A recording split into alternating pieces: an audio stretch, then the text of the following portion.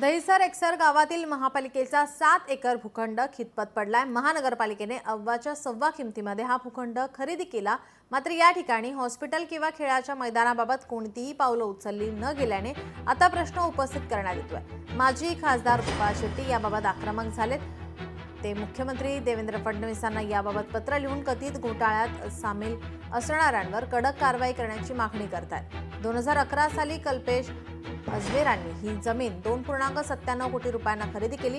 3 महिन्यात बीएमसीने हीच जमीन 54 कोटी रुपयांना विकत घेण्याचा निर्णय घेतला आणि पुढील 9 वर्षात ही जमीन 349 कोटी रुपयांना खरेदी करण्यात आली। तत्कालीन पालिका आयुक्त प्रवीण परदेशींचा ही जमीन खरेदीचा प्रस्ताव सुधारणा समितीने फेटाळला होता। एसआयटी कॅगच्या अहवालात करण्याचा प्रस्ताव तत्कालीन बीएमसीचा 12,000 कोटी रुपयांच्या घोटाळ्याची चौकशी करण्यात आली आणि त्यावेळी अजमेरांची चौकशी झाली। मात्र यावर अद्याप कोणताही निर्णय झालेला नाही।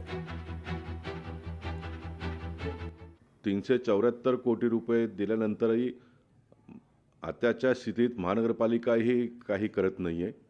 कारण महानगरपालिकेने झोपडपट्टीतल्या लोकांना पर्याय जागा देऊन ती जमीन मोकळी करून हॉस्पिटल बांधण्याची आवश्यकता आहे। ह्याचा कोणी अभ्यास करत नाही, स्टडी करत नाही। फक्त पैसे आहेत म्हणून टेंडर काढायचे, पैसे वाटायचे, हे करदात्या नागरिकांचे पैसे आहेत।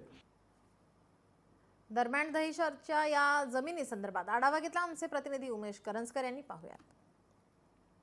दहिसर येथे एकसर गावात असलेली महापालिकेचा भूखंड नेहमीच विवादात राहिलेला आहे। जवळपास 7 एकरचा हा भूखंड आहे आणि मी आता इथेच उभा आहे।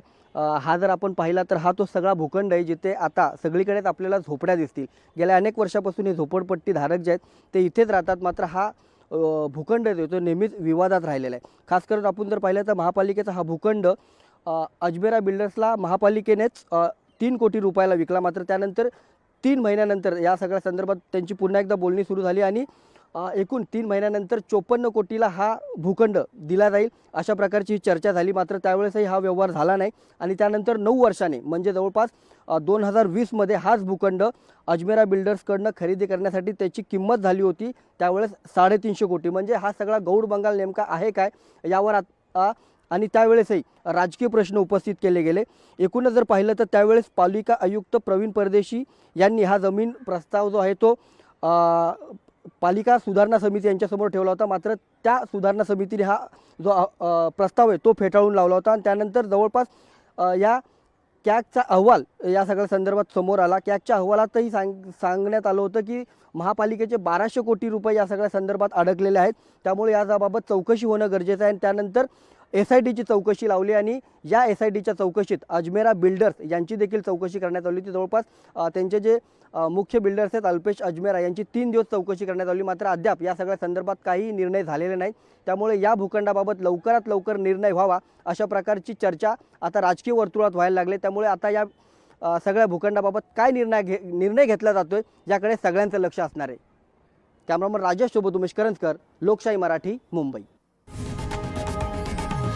लोकशाही मराठी ऐका, पहा, जागरूक रहा।